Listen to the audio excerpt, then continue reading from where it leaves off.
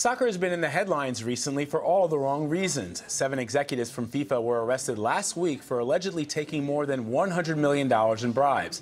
Despite the scandal, FIFA President Sepp Blatter was re-elected for an unprecedented 5th term. Dom Dwyer is a Major League Soccer star and holds the single-season record for goals, and he joins me now in the studio. Dom, thanks for being with us. Thanks for having me.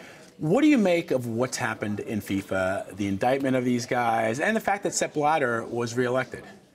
I haven't honestly been paying too much attention. I'm a footballer, so we like to stick to playing on the field, and that kind of part of it. Yeah, but a lot of the criticism that has come from people who are fans is that they recognize that there's probably something fishy going on in how for example, the awardings of the World Cup, and these guys in Europe, in Asia, they're all sort of a very clubby, buddy-buddy group of people, and perhaps maybe that's what some people are worried about. Does it affect the sport at all?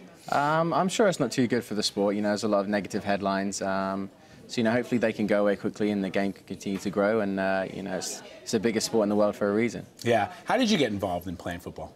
I played since I was a kid. I was 2 years old playing, and I came across from England when I was about 16, 17, and been in the US ever since.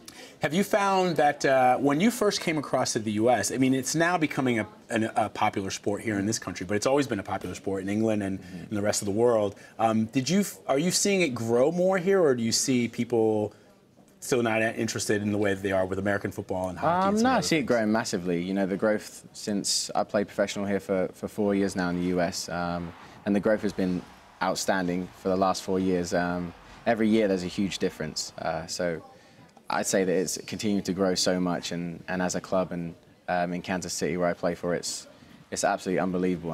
The difference between this year and last year, I can't even go to the grocery store without getting noticed. So it's pretty crazy. But here's the funny thing, right? So the women's soccer team, which your wife is a member of, has always been awesome. They're always at the number 1 or number 2 in the world. And the men, for some reason, is it because kids in America at a younger age, girls play football more than the boys do, because the boys have a wide variety of sports that they can play? I think that's the absolute reason. Girls don't really play as much baseball, basketball, football. So it's the mainstream sport. It's the women's soccer is the biggest in the country, I say, for women. Yeah, and what do you think of their chances this year for the World Cup starting? I think they're going to do fantastically well. I hope China's so. always a big, I know they come out it's not going to be easy, but no, I'm excited for them. It should be good. Yeah. And do you think that more boys should start playing the sport here in the U.S.? And if you were in charge of Major League Soccer, how would you get young American guys to be interested in the sport? I don't know. As a parent, you would want your kids to play, I guess, whatever sport they want to. So I guess introducing it more to